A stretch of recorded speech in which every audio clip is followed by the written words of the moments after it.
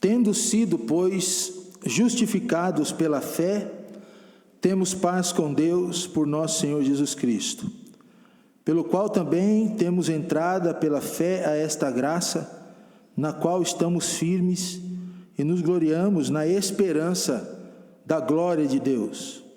E não somente isto, mas também nos gloriamos nas tribulações, sabendo que a tribulação produz a paciência, e a paciência a experiência, e a experiência a esperança, e a esperança não traz confusão, porquanto o amor de Deus está derramado em nossos corações pelo Espírito Santo que nos foi dado. Repetir a leitura do versículo 5.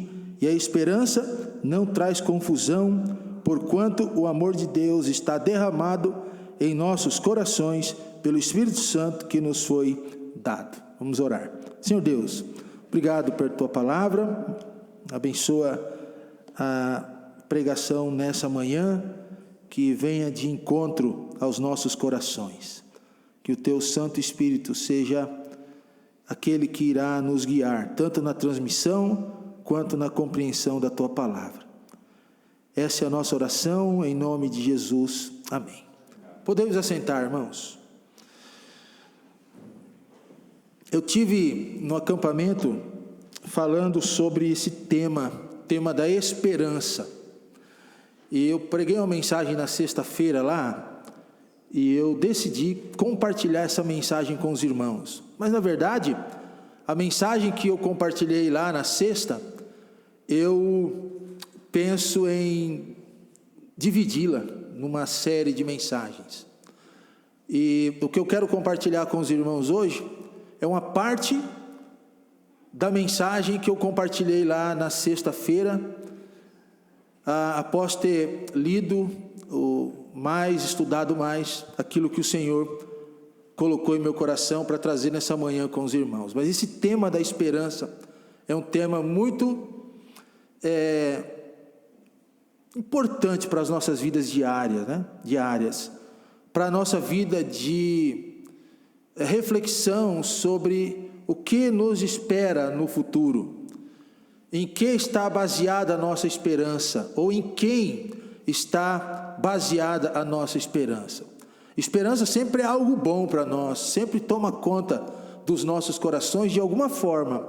Eu lembro que quando nós morávamos na cidade de Cubatão, num bairro específico chamado de Jardim Casqueiro, eu era menino, devia ter os meus 7 a 10 anos, que nós morávamos numa casa da rede ferroviária, que ainda naquela época tinha trens de passageiros. E o meu pai trabalhava na rede ferroviária, e nós morávamos numa casa em frente à rede, em frente aos trilhos de trem. E o meu pai um tempo trabalhou como maquinista, começou na verdade como carvoeiro, era a pessoa que colocava a lenha naquele trem ainda conhecido como Maria Fumaça. A Maria Fumaça subia a Serra do Mar e ia até um lugar chamado de Paranapiacaba, frio, mais frio, e eu lembro que meu pai trabalhou muito tempo nisso. Depois ele foi promovido e trabalhava num tipo de vagão de trem daquele ali.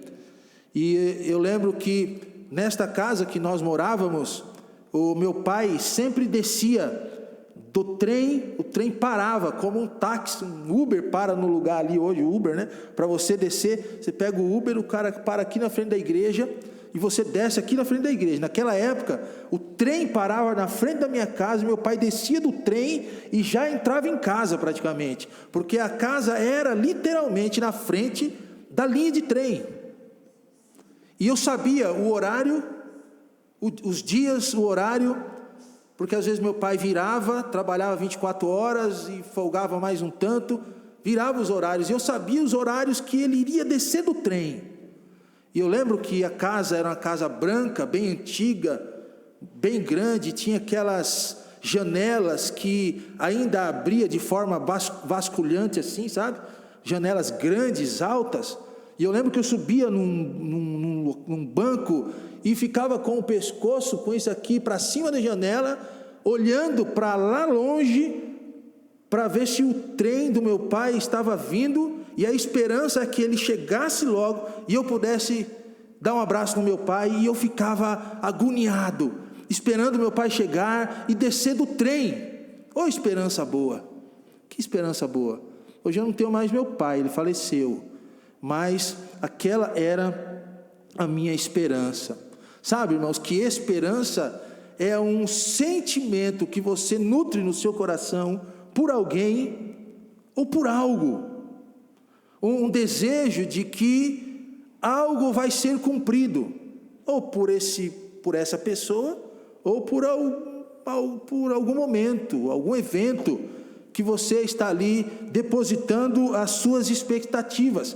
Esperança tem a ver com expectativa centralizada em algo. A minha expectativa era centralizada na chegada do meu pai, em poder ver a locomotiva vindo, fazendo aquele barulho, e poder então ser ali confortado com a chegada do meu pai em casa. Mas a esperança é justamente isso, da expectativa que você cria e que está muitas vezes centralizada em alguém ou num evento.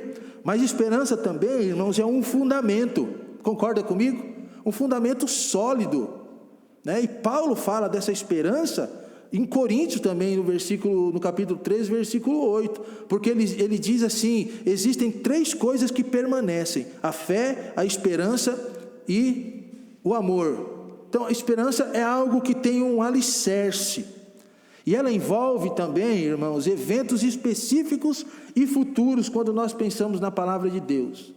Eventos escatológicos que apontam para a vinda de Cristo, para a morada celestial, apontam para todos os eventos que envolvem aquilo que nós chamamos de soteriologia, que é a doutrina da salvação, agora e futuramente. Isso é a esperança, um sentimento geral, um desejo de algo a ser cumprido. Então eu espero.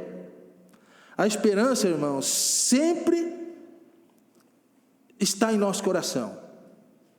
Sempre nós temos esperança em algo. Eu pergunto para você nessa manhã, qual que é a sua esperança nessa manhã? Você está esperando no quê? Ou em quem? Às vezes as situações da vida são tão corridas, né? E às vezes tão difíceis. Cheguei aqui no culto hoje, estava conversando com a irmã Amélia sobre algumas dificuldades da nossa família, daquilo que a gente espera que aconteça. A gente sempre está com esperança em algo, né? Ou é numa pessoa que chega, ou é num exame que precisa ser realizado logo, ou é numa casa que a gente quer comprar, ou é na nossa casa que a gente quer reformar, ou é na chegada de um parente que está vindo de uma viagem, ou é a esperança de poder lá na frente encontrar meu pai que já está aqui, que morreu e foi para a eternidade. E a gente espera sempre em algo, sempre o nosso coração está otimista por algo. Pode ser uma apreensão também, né? A gente espera que você, talvez esteja aqui me ouvindo, está com a sua esperança voltada para algo que se resolva urgentemente, porque isso está tirando o seu fôlego, está tornando a sua vida angustiada, mas é também um tipo de esperança. Então, o que é que você espera que aconteça? Quando os discípulos estão reunidos num lugar, numa certa sala, num certo quarto, eles conversam acerca de eventos que haviam acontecido. Jesus havia morrido e a promessa da ressurreição, será que vai se cumprir realmente? No meio dos discípulos tem um que se chama Tomé. Tomé, ele é meio incrédulo, é conhecido como o crente que precisa ver para poder crer, precisa tocar para poder crer. E eles estão ali no seu momento, talvez tinham acabado de comer alguma refeição, os pratos ainda em cima da mesa, o Tomé com a sobrancelha meio franzida, meio incrédulo, cadê esse negócio que não aconteceu, cadê o Jesus que disse que ia ressuscitar e de repente não aparece, e de repente Jesus aparece no meio deles sem pedir licença, não entra pela porta, passa pelas paredes porque o corpo estava glorificado, e ele aparece no meio e diz assim: olha, eu estou aqui convosco, aquilo que eu disse realmente cumpriu. Aquela esperança de Tomé havia sido agora respondida. Algo que era abstrato já não é mais, é concreto, porque Jesus está ali. Jesus é a esperança um tanto abstrata, porque nós não o vemos e não tocamos no momento, mas é concreto ao mesmo tempo, porque Ele existe, Ele é real, Ele está aqui em nosso meio. Existe a esperança que se realiza. Tomé estava agoniado, incrédulo. Talvez você hoje esteja agoniado, incrédulo, até pensando que Jesus não está agindo na sua vida, ou se está agindo, está demorando demais, mas existe a esperança. Qual que é a esperança do seu coração? O que está tirando o seu fôlego nessa manhã? Porque quando a gente espera algo, e esperamos algo, e algo, tanto esperamos, parece que a gente fica sem fôlego, né? Porque a gente quer que aquilo logo aconteça. Assim, parece que a respiração até falta. Tem gente que por uma esperança até desmaia. Precisa tomar remédio de ansiedade, porque ele espera algo futuramente, e aí precisa se controlar de alguma forma. E às vezes aquilo não vem. A nossa esperança está em algo terreal. A boa notícia, irmãos, é que por mais que esse tipo de agonia que a gente tem por uma esperança que está em nossos corações, nós temos uma esperança firme e concreta, que nós podemos ver, podemos tocar.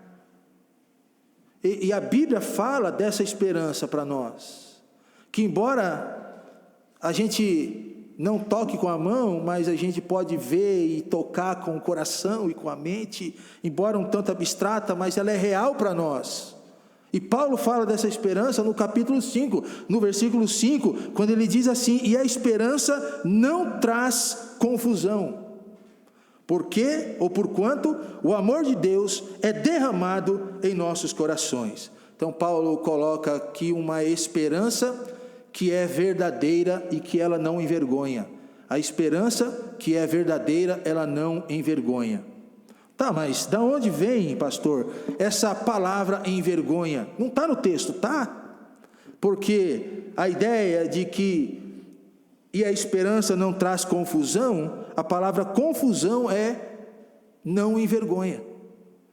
Poderia ser muito bem traduzido o texto: e a esperança não envergonha. Existem outras traduções que traduzem dessa forma, correto, não está errado. Diz que a esperança não envergonha. Então, irmãos, existe uma esperança verdadeira, correta, firme e que não falha para nós. Por mais que o meu pai não pudesse chegar naquele dia, a minha esperança ia falhar. Algo que não se cumpre nesse momento que você espera, falhou. Mas a esperança que Paulo diz no versículo 5, ela não falha, ela não envergonha, ela é certeira, ela acontece mesmo. Romanos capítulo 5, se você leu todo o texto de Romanos, você vai ver que a palavra justificação, ela se repete várias vezes nesse texto. Versículo 1,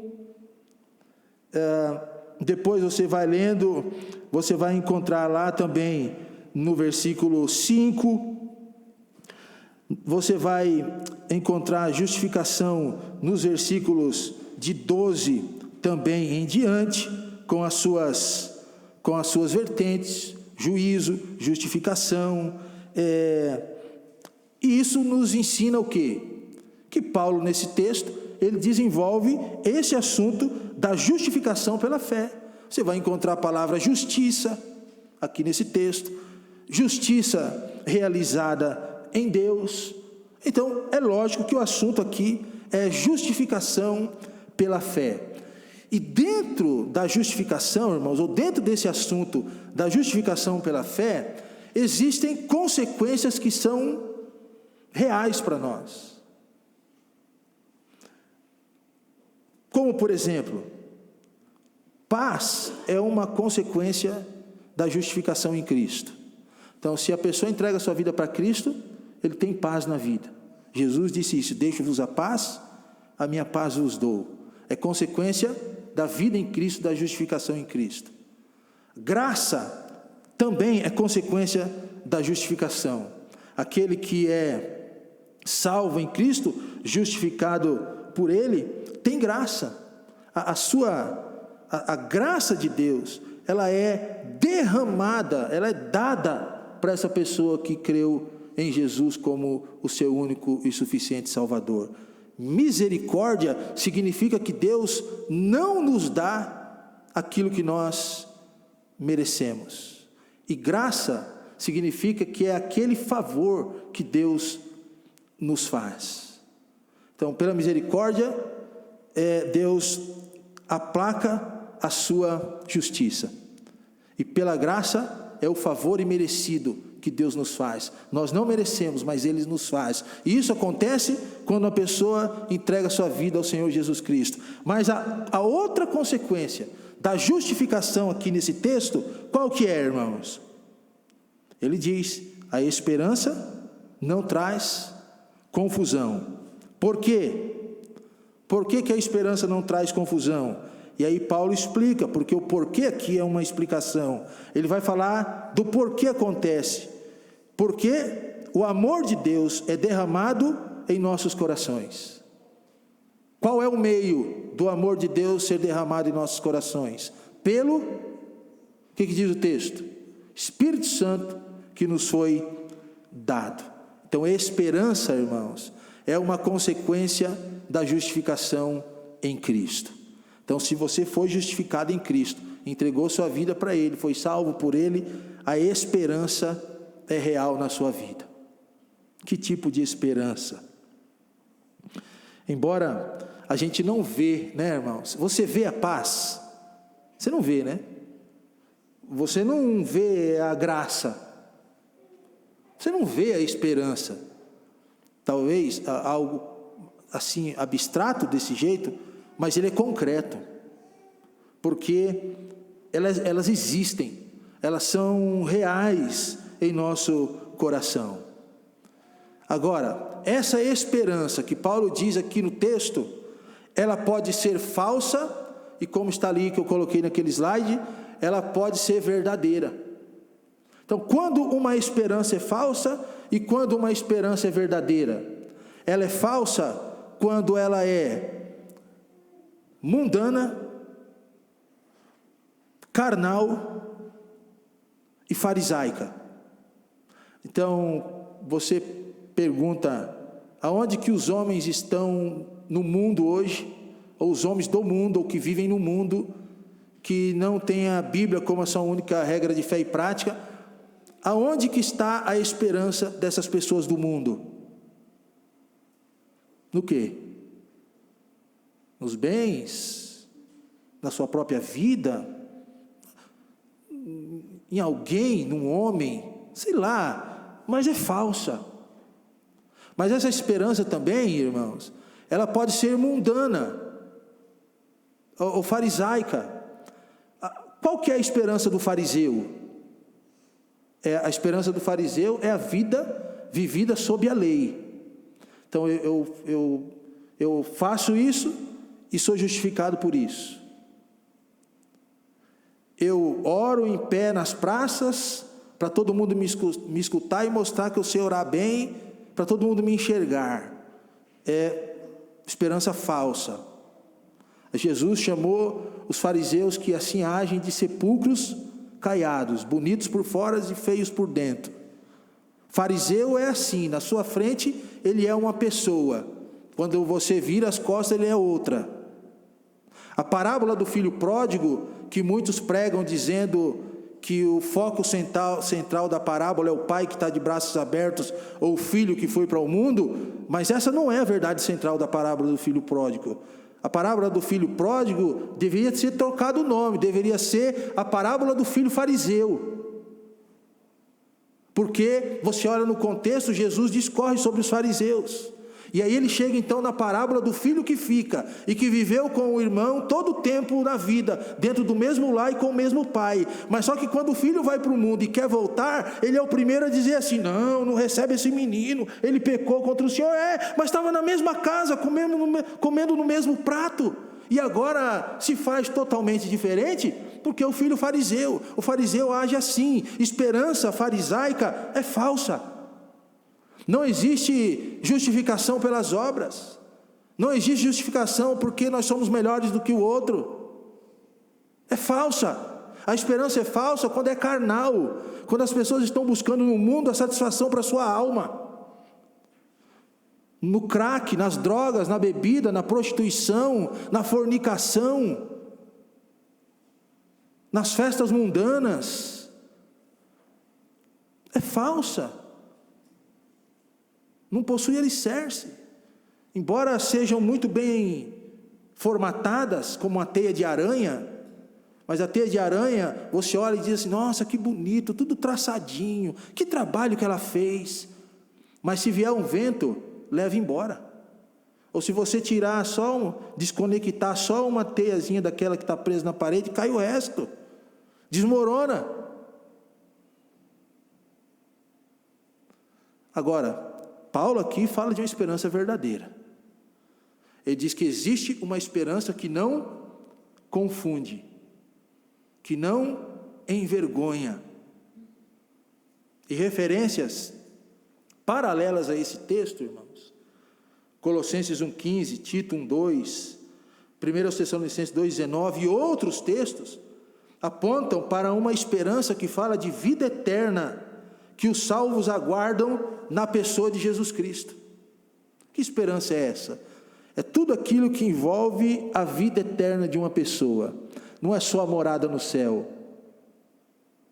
é a companhia de Cristo nessa terra, é a certeza da escatologia, da morada no céu, onde Jesus Cristo diz que foi preparar lugar, e tem muitas moradas. É a certeza do arrebatamento. Isso é esperança para nós, irmãos. É a certeza de que nós fazemos parte da igreja, e que a igreja é de Deus, e que por mais que o mundo se levante contra a igreja, a esperança é que as portas do inferno não se prevalecem contra ela. Isso é esperança. Então, tudo que envolve a vida eterna, que nós aguardamos e que já usufruímos na pessoa de Cristo, é esperança. E por isso que a pergunta é importante: aonde está a sua esperança? Em quem você está esperando para a vida eterna? Quando morrer daqui, vai para onde? Em quem está a sua esperança? Existem esperanças relacionadas à vida eterna que confundem, porque vida eterna não é conquistada pelas obras. Não existe mediador fora de Cristo. Então, só que tem gente que prega tudo isso aí, que existe mediadores, que existe caminhos, e nós sabemos que não existe caminhos, existe o caminho. Amém, irmãos? Existe a esperança, existe o mediador. Essa é a esperança. Existe o céu, não existe vários céus. Um que vai embora Paulo fala do terceiro céu, né? Para ele falar do terceiro tem que ter o primeiro e o segundo, mas aí é uma outra coisa. Mas não existe os céus, como o purgatório, que é um lugar no céu, um outro lugar no céu. Não existe isso, é o céu. Essa é a esperança. Tudo que envolve Jesus, tudo que envolve a vida eterna. Quando nós lemos o texto, a última cláusula do versículo, ela nos mostra aonde está baseada a nossa esperança, ou qual é a razão da nossa esperança, e por que a esperança do cristão, a nossa esperança, ela não é uma esperança ilusória, como é a esperança do mundo, do fariseu e carnal. Mas ele diz que a nossa esperança não é ilusória, porque o amor de Deus está, o que, irmãos? Derramado em nossos corações, pelo Espírito Santo, que nos foi outorgado, ou nos foi dado. Foi derramado, o amor de Deus foi derramado. E essa palavra derramado, irmãos, é muito interessante no texto. É muito interessante. Porque derramar significa comunicar de forma abundante. Significa evidenciar algo de maneira clara. Significa entrar por um lugar onde era quase impossível que entrasse. Daí, sabe quando existe um vaso, e um vaso, e esse vaso tem alguns rachados nas suas paredes. Quando você enche esse vaso de óleo, o óleo ele penetra nessas rachaduras do vaso de uma forma que ele consegue penetrar nessas rachaduras e ir penetrando pela parede do vaso e ali ir entrando. Sabe quando você sente o cheiro do incenso? Sabe, você vai a alguns lugares até incomoda esse cheiro, né? O pessoal acende aquelas varetas, que é o incenso, e toca fogo na ponta, e aquele cheiro vai para... O negócio está aceso a 50 metros, você está sentindo aqui o cheiro. Um cheiro que às vezes chega até a incomodar, né? Até queimar as narinas. Derramar traz essa ideia de como o óleo penetra, de como o cheiro toma conta de um ambiente. Então é isso que Deus fez em nossos corações, irmãos. Deus derramou o seu amor, assim, penetrou, impregnou em nossa vida. Essa esperança, ela é verdadeira, porque o amor de Deus, esse amor, é derramado em nossos corações, pelo Espírito Santo que nos foi dado. Então, não é o seu amor por Deus, é o amor dele para nós. É diferente. É o amor dele para nós. O texto fala isso. E se você lê o contexto todo de Romanos, não só o capítulo 5, mas você vai lá para o capítulo 8, você vai ver que Paulo fala em todo o tempo que não é o amor nosso para Deus, mas é o amor de Deus para conosco. Esse amor é o que confirma a esperança verdadeira em nossos corações. Eu não quero falar muito desse amor, porque eu pretendo, numa outra oportunidade, voltar aqui só para falar desse amor. O foco hoje é a esperança. Então, irmãos, qual que é a esperança que os verdadeiros cristãos nutrem? É a esperança baseada nos exercícios que envolvem a piedade da nossa vida. A esperança que está na oração, a esperança que está na palavra, a esperança que está na volta de Cristo, a esperança que está na morada no céu, a esperança que está tudo aquilo que envolve a nossa vida eterna, é a salvação, é a esperança na cruz do Calvário que salva, é a esperança no Evangelho que salva, é a esperança, a nossa esperança na certeza da nossa salvação. 1 João 5,13 diz: estas coisas vos escrevi para que saibais que vocês possuem a vida eterna. Então é a esperança na certeza da salvação, é a esperança na glória de Deus, é a esperança em tudo que envolve a nossa vida, irmãos. Essa esperança não falha, porque está baseada no amor de Deus por nós e não no nosso amor por Ele. É a esperança verdadeira. E no sentido, vamos aqui, irmãos, não sei se eu posso dizer, nos orgulhar, né, de maneira santa. Sabe que tem isso? Não sei se tem, mas nesse sentido, os salvos têm vantagem. Achei a palavra. Lugar de orgulho, vantagem, né? Nesse sentido, os salvos têm vantagem com os incrédulos. Por quê? Porque nós propomos uma esperança que exclui todo o mal, tudo que é de ruim. Os incrédulos não têm isso. A esperança deles é uma esperança falha, esperança que envolve o mal, envolve tudo que eles podem fazer, mas nós não. É uma esperança que não envolve mal, é bem, a esperança boa. Pensa, irmãos, na casa que não é feita por mãos humanas, que a Bíblia diz. Pensa na inumerável companhia dos anjos lá no céu. Pensa na bendita esperança de ser transformado pelo seu corpo na semelhança do corpo de Cristo após a sua ressurreição. Pensa na esperança de habitar com Ele para toda a eternidade. Pensa na esperança de ser livre de todas as mazelas do corpo. Irmãos, se você não se regozijar com isso, eu não sei mais o que pode trazer alegria para a nossa vida. Eu não sei mais. Eu vejo o cristão caminhando até o trono de Deus, passo a passo.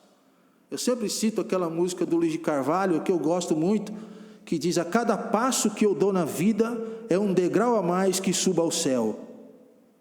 O cristão caminhando, não rumo a Canaã, caminhando estou para Canaã, mas o cristão está caminhando não para Canaã, o cristão está caminhando para o céu, é outra coisa, é diferente, é melhor do que Canaã.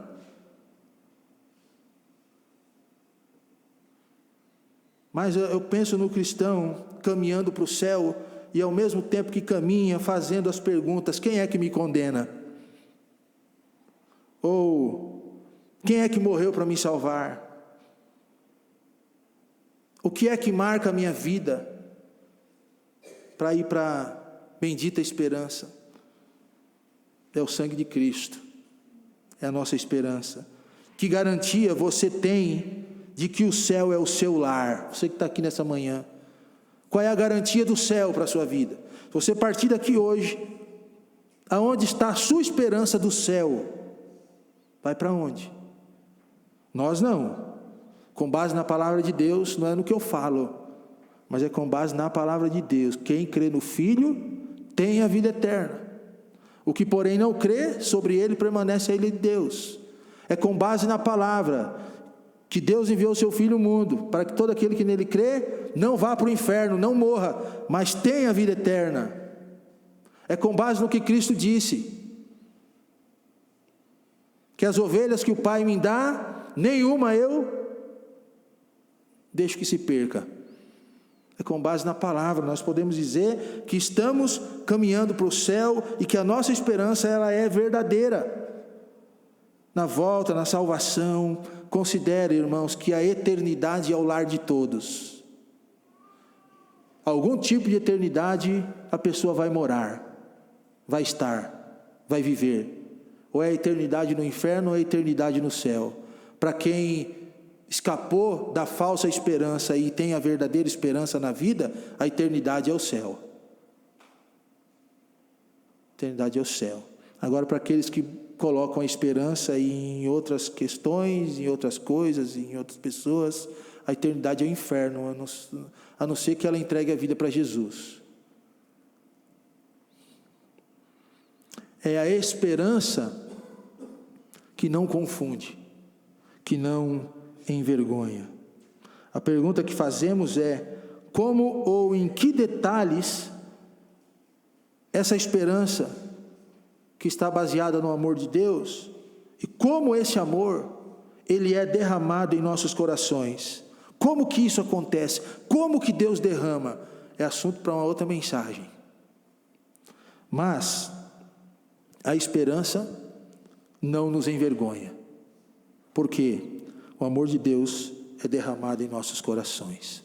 Antigamente, duas frases eram usadas pelos cristãos e não cristãos. Uma é: dum spiro spero, diziam os pagãos, enquanto vivo, a esperança.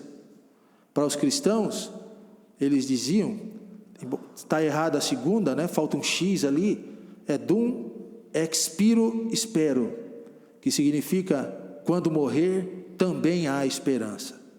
Para nós que somos cristãos, irmãos, a nossa esperança não é só quando nós estamos vivos, mas também é quando nós morrermos. Então, enquanto vivo e enquanto eu morro, eu tenho esperança, porque Jesus é a nossa esperança na vida e é a nossa esperança na morte. Por isso que Jó, ele disse assim: eu vou esperar em ti, Senhor, ainda que me mates. A esperança de Jó estava no Senhor, porque ele tinha certeza, convicção da esperança que não falha. Agora, imagine você usufruindo dessa esperança. O que pode acontecer na sua vida? Uma fé maior, um descanso maior, um controle maior da sua ansiedade. Imagine você o que isso pode fazer na vida dos seus filhos, quando essa esperança, como um incenso ou como um óleo, toma conta da sua casa. Como pode ser transformado? Imagine você essa esperança, quando apropriada verdadeiramente pela igreja, o que pode fazer na nossa igreja?